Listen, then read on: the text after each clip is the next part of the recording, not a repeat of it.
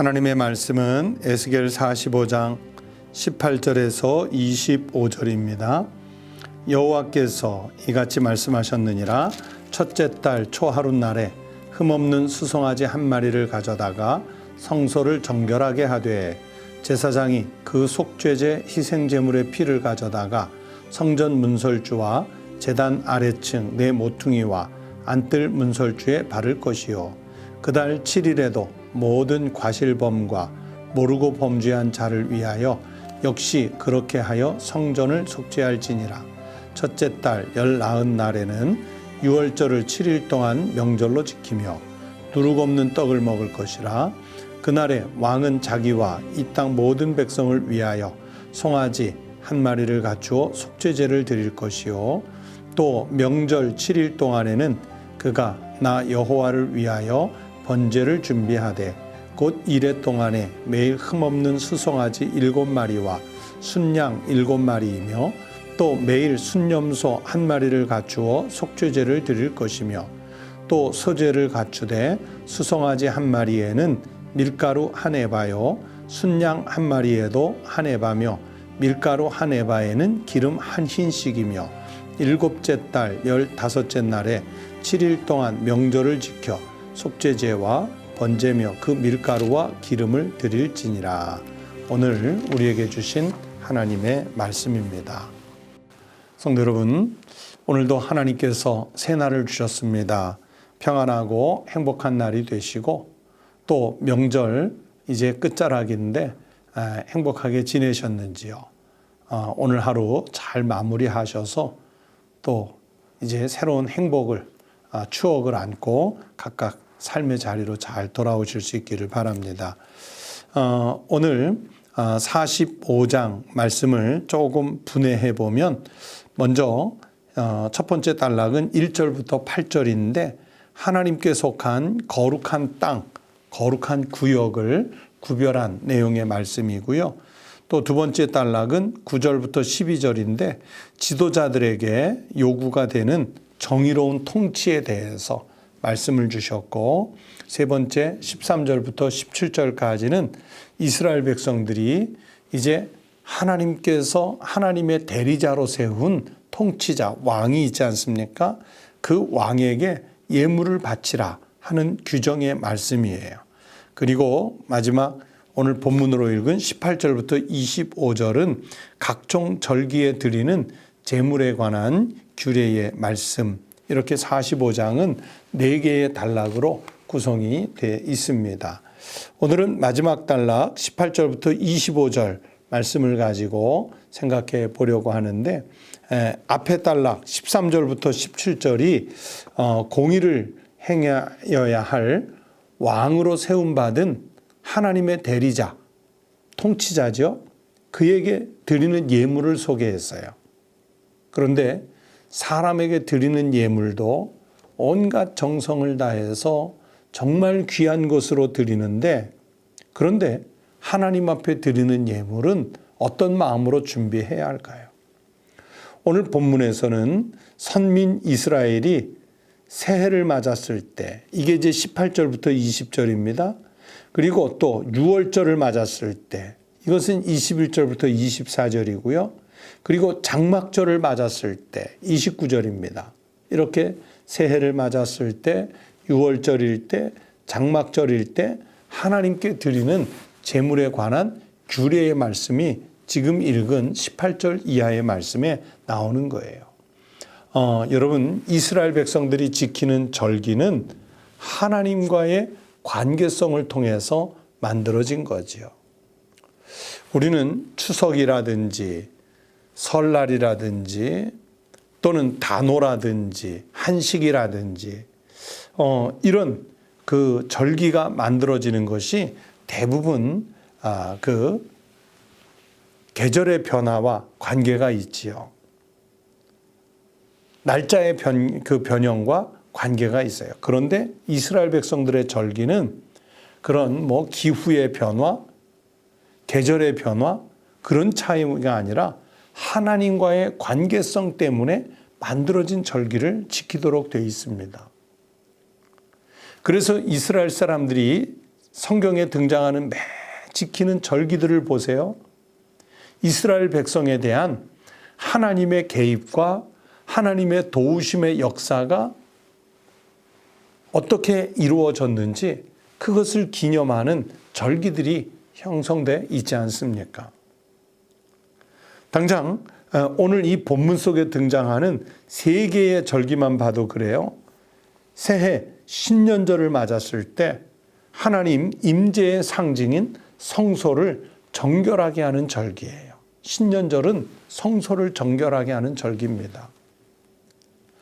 또 6월절이 등장한다고 그랬죠. 21절부터 24절. 이 6월절이 어떤 절기입니까? 영어로는 패스오버, 건너가다, 지나가다. 하나님께서 이스라엘 백성들을 출애굽시키기 전에 애굽에 10가지 재앙을 내리실 때 마지막 10번째 재앙이 애굽에 나 있는 모든 생명체에 장자를 죽이는 징계가 있었잖아요. 왕으로부터 시작해서 집안의 노비까지 심지어는 가축의 장자까지 모두 죽는 대재앙이 일어나는데 이스라엘 백성들 집만큼은 피해 갔어요. 어떻게? 어린 양을 잡아서 그 피를 문설주에 발랐을 때 죽음의 사자가 그 집은 건너간 거죠. 어린 양의 피를 보고 건너갔어요.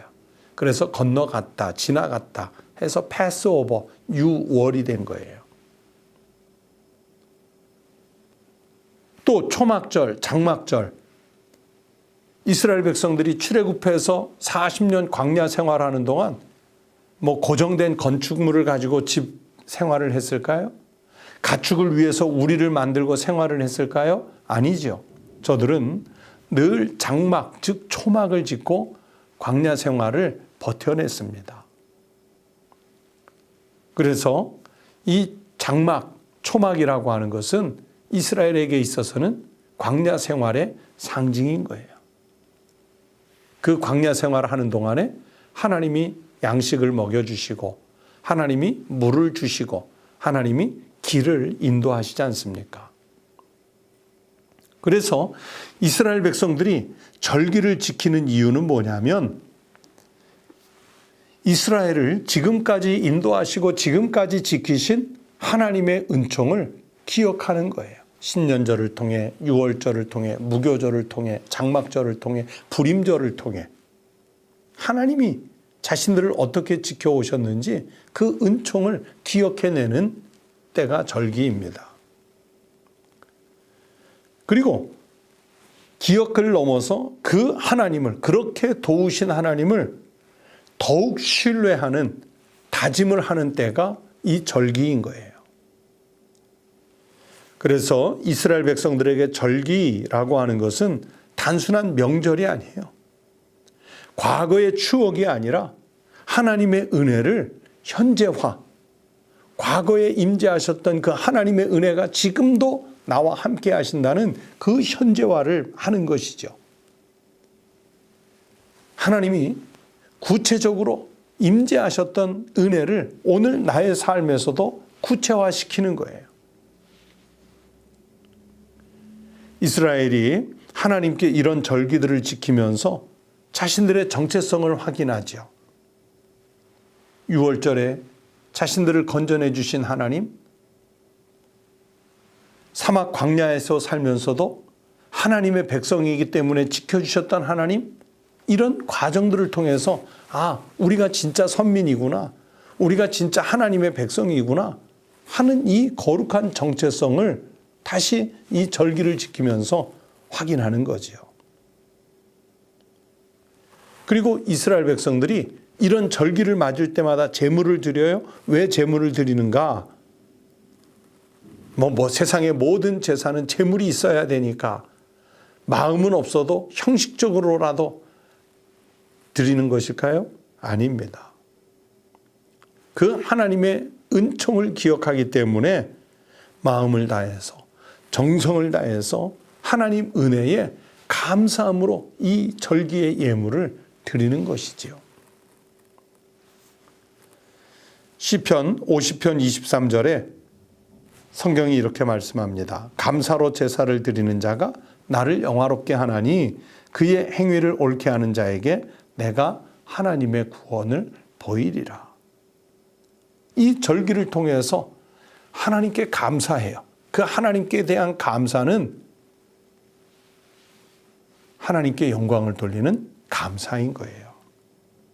그렇기 때문에 신년절을 맞았을 때, 유월절을 맞았을 때, 장막절을 맞았을 때 그들은 마음 없는 예물, 정성이 없는 예물을 드리지 않아요. 최선을 다해, 정성을 다해 드리는 거죠.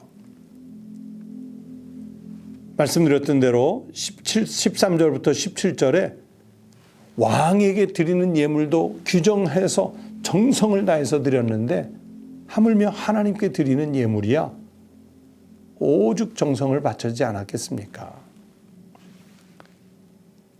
형식적으로 드리면 안 되는 거예요. 우리가 사람에게 선물할 때 선생님이 됐든 감사한 분이 됐든 또는 어떤 정말 마음에 있는 고마움을 표현할 때 우리가 선물을 얼마나 정성껏 준비합니까? 집에 있는 것, 적당한 것 찾아가지고 어느 하나 갖다 주는 게 선물이 아니잖아요. 저의 경험을 말씀드려 죄송한데 가끔 집에 상품권이 있을 때가 있어요. 그런데 누군가에게 선물을 해야 될 때가 있으면 집에 상품권이 있으니까 이거 그냥 드리자. 그런 적 없습니다. 같은 가격이 있을지라도 새로 가서 다시 새로운 것으로 포장을 해서 드리는 거예요. 그 과정 속에 마음과 정성을 담는 거거든요. 하나님께 이스라엘 백성들이 절기를 지킨다는 것은 바로 그런 행위예요. 작년에 했으니까 올해 또 하자. 올해 했으니까 내년에 똑같이 하자. 그런 것이 아니라 매번 감사로 제사를 드리면서 하나님을 영화롭게 하고 하나님이 우리를 어떻게 사랑하시고 지키시고 인도하셨는지 은혜를 현재화하고 구체화하는 것이지요. 성도 여러분, 우리는 하나님 앞에서 매일매일이 절기와 같은 삶을 살아야 합니다. 매주 한 주 한 주가 다 절기의 삶을 살아야 합니다. 그리고 하나님이 한 해를 선물로 주셨으면 이 한 해가 세상 어느 해보다도 가장 복된 한 해가 될 수 있도록 하나님의 은혜를 가장 많이 경험하고 하나님의 은혜를 오늘 내 삶의 자리에서 구체화시킬 수 있는 그런 거룩한 삶을 살아내는 절기로 만드는 해가 되어야 합니다. 성도 여러분, 이 한 주간 또 나아가서는 한평생 다 주님께 자신의 삶을 다 맡기고 살아갈 수 있는 감사로 영광을 돌리는 절기의 삶을 살아가는 거룩한 성도들이 꼭 되시기를 주의 이름으로 축원합니다. 기도하겠습니다. 하나님 아버지 감사합니다. 이스라엘 백성들 광야길 갈 때 하나님은 한 번도 외면하지 않고 그들을 지켜보시며 불꽃 같은 눈동자로 감싸주시고 그들이 전쟁 중에는 손을 내밀어 보호해 주시고 그 싸움에서 이길 수 있도록 감싸주신 은혜 감사를 드립니다. 양식이 필요할 땐 하늘에서 내려주시고 물이 필요할 땐 반석을 통해 내려주시고 또는 쓴 물을 단물로 바꾸어 주시기도 하셨던 것처럼 우리가 살아가는 광야와 같은 인생 여정에서도 하나님은 우리에게 그런 은혜와 축복을 충만히 내려주신 줄로 믿습니다.